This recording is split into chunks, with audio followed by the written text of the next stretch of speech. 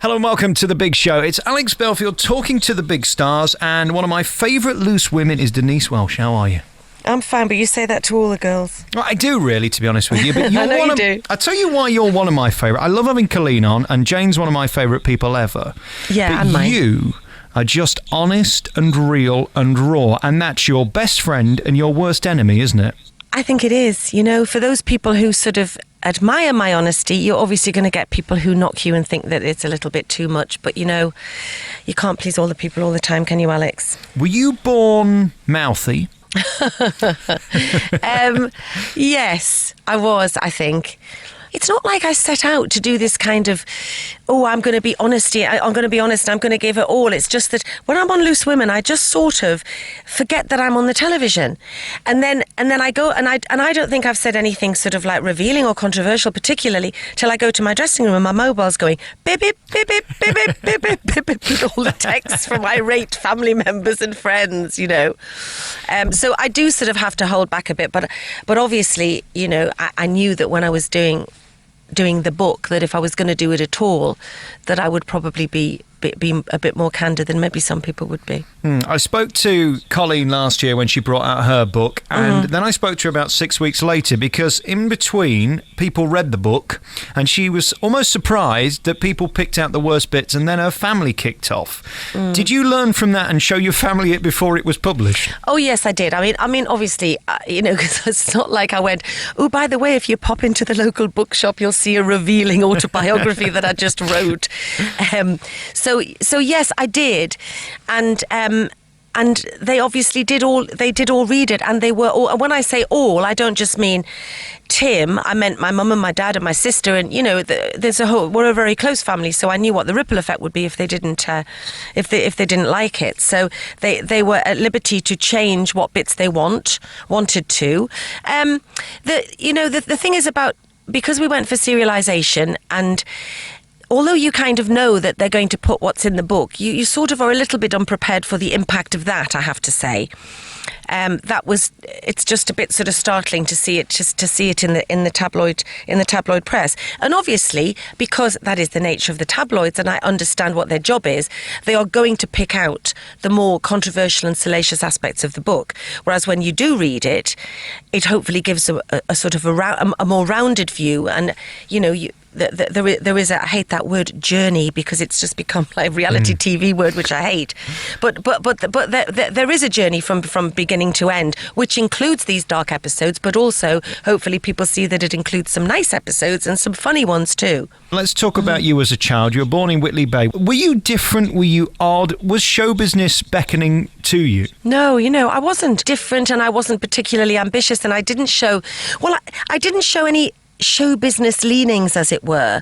I mean, I was sort of maybe a little bit ahead of my time. I mean, my mum always says that when I was about 9, which I guess around the age that my youngest son is now, and you know, it was sort of early evening or whatever, and her friends would come round for a girls' night, I genuinely could not understand why they would possibly want me to go to bed. Do you know what I mean? It was like, what do you mean you don't want me to contribute to this evening? So I think there's always been a little bit of centre of attentionness going on. But I didn't really think about going into the acting industry until I was much, much older. I mean, in the book I talk about one of my dad's best friends being Ian Lefrene, who was the very successful writer of The Likely Lads, and ironically Arvida's Aim Pet, of course, which starred my husband. So although there were people like Rodney Bewes who came to stay for a while when they were doing The Likely Lads, we didn't really come from a show business family. And as I say, it wasn't until I was in my teens that, encouraged by my dad, that I sort of went into the business. So, and I was quite conformist as a child. I wasn't rebellious. I didn't even rebel as a teenager. So I was really quite quite boring. What's it like having a dad who from time to time dresses up in a frock? Well, you see, I say quite boring and I say quite normal, and then we bring up Raquel. And I just kind of thought that was normal. So maybe I did have more of a scarred childhood than I'm allowing myself to think. Yeah, my dad has dressed up as a woman, and because of me talking about it, Raquel's had a little bit of a resurrection in the press recently as well. One of our more famous glossy magazines did a 6-page spread on us recently, and it was my father's greatest hour. You know, he was just he was just so thrilled to be on the cover as Raquel. And basically it started where he was a very young, pretty man, as opposed to a big, handsome, strapping hunk. And they had me rather young. And when they were in their early 20s, they went to a fancy dress. Mum is a sort of dressed as a man and Dad as a woman. And he started to do a few gags, as is his wont. And people started to say, oh, Vin, would you come to our party and do that? So it sort of developed from there and became more of a little charity thing he used to do. But, you know, there is a story which is really true that one day an insurance man came to the door and I said, oh, my dad's upstairs getting ready to do a charity thing, failing to say, as Shirley Bassey. Right. So when Shirley Bassey came down and sat on the settee, legs akimbo, to sign the forms, the guy literally backed out of the house. But as I say, I've always sort of accepted it. And you know, and my dad was kind of forced by my grandpa, because I came along a tad earlier than expected, and my dad was forced to go into the family firm when really he was overqualified for that. So he sort of threw himself into his social life, which included dressing up as a woman. And now my husband is going off to play a transvestite in Benidorm, so I'm trapped in cross-dressing hell. Which leads us then to alcohol, because you've talked about it a lot on the programme. I've seen you being very open about it. Can I have another vodka, please? Sorry. I know you're only joking, but it's not really a joke in a sense that it kind of pulls you both ways, drink, doesn't it? It goes from making you a really amazing person to destroying your life. Yeah. Are you now at the point where you can find that line and stop it before it goes too far? I hope so, otherwise I'd have to stop again, Alex, really, to be honest. I've chosen, my quote is, I stepped off the wagon rather than fell off it when I decided to start drinking again. Because if I'm honest, if my drinking is in control, which it is, albeit you may see me, apparently I'm always embarrassingly pole dancing, according to the tabloids. And one famous photo of me pole dancing, clutching a pole, was actually me getting off a double-decker bus with Jane McDonald that took us to a party. And another one was me just literally walking past a lamppost. There she goes again, embarrassingly pole dancing.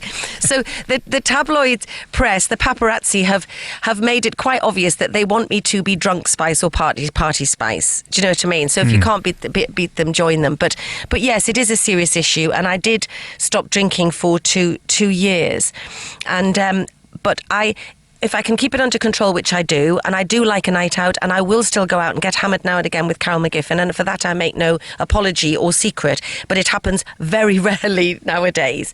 But I prefer my life with alcohol in it, under control. I prefer parties where you can have a drink. I prefer a glass of red wine with a lovely meal.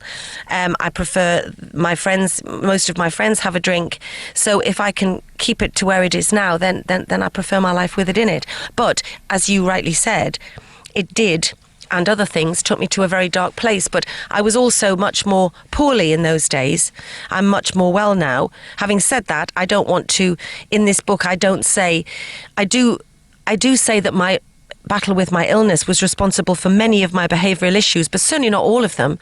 And I don't want to make excuses and say, oh, that's because I was poorly, because it wasn't always because I was poorly. It's because I made some bad decisions. Can you see in your mind's eye now then a big flashing red light when you're having one too many? Well,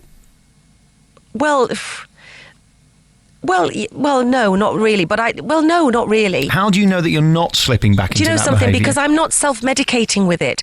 I'm not doing it to blank. I'm not doing it to blank things out. I don't go out to get drunk because life is easier that way. If I get drunk as a result of being out with my friends, then I'm just a giddy, silly, daft drunk. Do you know what I mean? But yes, I do have more of a cut-off point, and that's because I can't bear the hangovers anymore. Do you know what I mean? I'm too old to deal with them in the way that I used to sort of brush them off. And also, Alex, to be honest, because I don't get many days off at the minute these days, and I can't bear that awful thing of working with a hangover. And although the press, it may look sometimes like I'm always out, although not so much recently, I'm not. I go to work, which is often in London, because that's where we do Loose Women, and then I go home to my children. And then there's Denise Welch and Men.